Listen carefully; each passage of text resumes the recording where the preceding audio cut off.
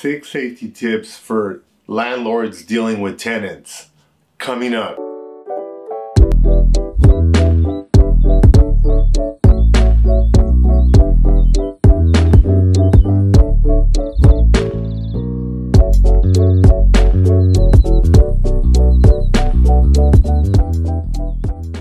Hi everyone, this is Dr. Ernesto from AttaBoyCowBoy, and on this channel we give you health and wealth tips to help you be more successful. Now, because of the rent moratoriums that are going on in the US, there's a lot of people behind in rent, which is causing a lot of landlords to fall behind on their mortgages. So it's causing a lot of friction. And ultimately, it spurred a lot of violence. And I just heard the other day a story about a 71-year-old lady being pushed down the stairs in New York City, an elderly gentleman in Seattle getting beat to death, and so on and so on. So what can you do to try to avoid a lot of this stuff that goes on and the friction that's created between you and your tenants, especially when they're behind in rent? Well, let's go over my 6 tips for doing so. Tip number 1, screen your tenants. Make sure you're doing credit checks, criminal record checks, drug history, unlawful detainer, everything else you can think of. Do a background check on them. And I also recommend meeting the people in person, or at least talking to them on the phone. And if you can't do it, make sure your management company is doing it to make sure they're screening people. I'll give you an example why you want to do that. I had these 3 guys were going to rent this place. They were really cool. All their numbers checked out, all their checks checked out. And I called one of the guys to talk to him. And, you know, we were just small talking and said, hey, how you doing? And I said, hey, what do you think about the Lakers? The LA Lakers were in the playoffs and they were doing really well. And he just blew up. He just started saying, hey, you're just wasting my time. I'm at work. I don't have time to be talking about sports. And I just let him vent. He just went off. And he was just telling me I was an a-hole and started cussing me out and everything. And he said, I'm not interested in your place. And then he hung up on me. And I thought, whoa, this guy's really tightly wound up. All I did was ask him about the Lakers, which was, you know, the topic of the time since they're in the playoffs. But he did me a favor because obviously he's someone that I don't want to deal with. So I like to have casual conversations about people. I ask them about how they're doing, you know, about current events. You know, if they're patient, they just talk to you like anybody else. But if they're not, they'll cut you off, they'll cuss you out, they'll act like someone that you probably don't want to have to deal with if they were your tenant. In other cases, I'll also ask them, well, how was your last landlord? And if they start going off about the person being a jerk and this and that, you know, that's probably not someone I want to deal with either, you know, because generally speaking, we're all people. So we have to speak with respect for others. Even if we don't agree with someone or we don't really like someone, you still have to treat them with courtesy, right? And to be talking really bad about someone like that, I think just reflects very poorly on you and that tenant. So it's not someone I probably want to get involved with. So I just make sure that I do a really good screening of my tenants. Make sure that I get people that I know that I can deal with on a daily basis, that have an even keel personality. And that, a lot of times that's a lot more important than their finances and their criminal history and all this other stuff. So make sure you're doing a very thorough screening. Tip number 2, safely show your property. Now this is important. Try to make sure you're not alone with tenants. I generally do not show properties one-on-one to people. I know a lot of people do that. I think that's a huge mistake. I have open houses, you know, Wednesday 6 to 8 p.m., Saturday 12 to 2 p.m. And I like to have someone with me, or at least 2 people there so there's a witness. I don't like to go one-on-one because I've heard stories of people making up allegations towards landlords where they said they did or said things towards them. So I think that's a really bad thing. Bring an assistant, bring your cousin, bring your friend, chill out, buy them dinner.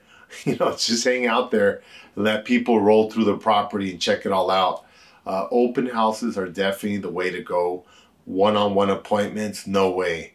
I'll tell you a horror story about one I did when I barely started renting properties. I was sitting on a couch like this in an otherwise empty house, and this young, beautiful woman came in and she sat right next to me on the couch. And not to be too graphic, but she was really kind, really nice. She was talking to me. And she was wearing a really short skirt. And just while she was talking about, I don't know what she was talking about, rental history or something, she just started opening up her legs. And as she opened her legs, I noticed she had no underwear and she was pointing it at me. Now, she was looking at my face to see how I responded, and of course I was shocked, but I did not say anything. And I just kept talking. And I said, okay, well, good, thanks for coming by. You know, I excused myself and I walked her out of the property. And I said, never more will I do one-on-one viewings. One of my mentors, Chris Smith, who owns over 40 buildings, told me to be careful with people of the opposite sex when you're doing house viewings. Because a lot of times they'll try to entice you sexually and get you involved in some type of sexual harassment or other type of sexual lawsuit. So don't do that. I don't get involved with people like that. It's best not to leave yourself open to those situations. I have a friend who's a professor at UCLA at the medical school. He told me it happens all the time with students, them coming on to him, them making these, you know, suggestions such as this tenant I just mentioned. He said you never say anything because you don't know what they're doing. They can be recording you. They can be audio recording you, visually recording you. So just don't say anything, don't react, and just kind of excuse yourself from the situation to avoid lawsuits. Tip number 3, do not collect rent in person. This is a huge mistake. I have friends and colleagues that go and knock on doors or drive by people's houses to collect rent. Never do that. It's very unsafe. You're opening yourself up to violence. You're either going to get jumped by somebody or you're going to create a lot of animosity. Imagine every month some dude or some girl knocking on your door asking for rent. Nobody likes that. You know what I mean? It creates this weird tension between your tenants. So don't go and ask for rent. Either have a common drop-off place like a P.O. box or a lock box where they can just drop checks or money orders, or have them pay you electronically. These days it's easier. Have them pay you through Zelle or PayPal or Venmo or Cash App or one of these other electronic ways of paying. It's contactless. You don't get sick, you know, with COVID-19. You avoid confrontation. And then there's an electronic record. So if they try to say, oh no, I paid on time. Well, you know, it's stamps and they pay electronically. So if it's not on time, then you can charge them late fees. You can make up extra money in late fees. And don't feel like you have to pay the fees on that money. I don't. I tell the tenants they have to tie their account to a bank account so it doesn't charge fees. If it doesn't and they want to pay with their credit card, then they're responsible for the fees. Usually it's like 3%. So if the rent's $2,000, then they have to pay $2,060 to cover the rent, for example. Tip number 4, never give out your home address. Don't let tenants know where you live. It's best to use a P.O. box for all your correspondence. And if you have to meet them for something, go to their property. Don't let them know where you live. I had a situation where we raised the rent on this gentleman and he knew where I lived. And he would come, he would knock on my door and yell at me, come outside, I want to fight you, in Spanish. And I was like, oh my God, like this guy's gonna fight me because I raised his rent? And he just kept coming back for like 2-3 days and he would pound on my door. I had to call the cops to get him out, and I learned a lesson. No, don't give people your home address. Aside from that, they'll be knocking on your door at all times. They could target you for violence. They could jump you. Just avoid the whole situation. Don't give out your home address. If you have to live somewhere that you rent, like if you own a 5-plex or whatever, and you live in one of the units, let them know you're the manager and the owner lives somewhere else so they don't come and bother you. Tip number 5. Have clear communication and expectations. So if you have to go fix something, make sure you're clear and establish how you're going to communicate. I like to communicate through email, and now I allow text, but nothing over the phone. You don't want to talk to tenants on the phone because they could say things can be misconstrued. They could say that you said something you didn't. So it's better to have a written record of what's said in case it goes to a lawsuit or in case they try to hold something against you. It's always in your best interest. If they call, I just decline the calls. Decline, then I'll text them. I'll tell them text. Oh, it's an emergency, I need to talk. Well, text. I'm busy right now. And then make them text. And then they'll say, okay, well, you know, this is broken. I want it fixed. And then don't commit to an exact time. Say, okay, I'll be there in the next day or be there in the next few days and we'll take care of it. And then go as soon as you can. But if you tell them I'll be there today at 10 o'clock and then you're late, then they flip out. You know, they get upset, it causes a lot of problems. So it's best to give yourself some room. So that way, in case your plumbers are late or your handyman or whatever, because everybody's always running late these days. So just make sure you give yourself a window of time depending on the severity of the situation, so that way they don't get upset. Tip number 6, confront your tenants safely. Now, there's going to be times where you're going to have to confront people. You just got to know how to do it. First tip is, if you need to meet with someone in person that's kind of hostile, meet them at the police station, the sheriff's station. They usually have a lobby. It's under video surveillance and there's cops there, so it's safe. Don't meet them somewhere by yourself. No way. Meet them at a police station. Or you can meet them if you have someone with you. Take someone with you to go meet with them to do an exchange or whatever the case might be. But just a word of advice on that. People are hostile.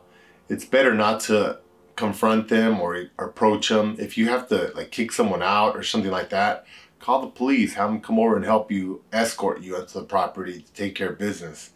I had my own experience, as I've mentioned before. I had a guy that used to rent a bedroom in my house, broke into my house because I wouldn't rent him a room again. He started trashing my house.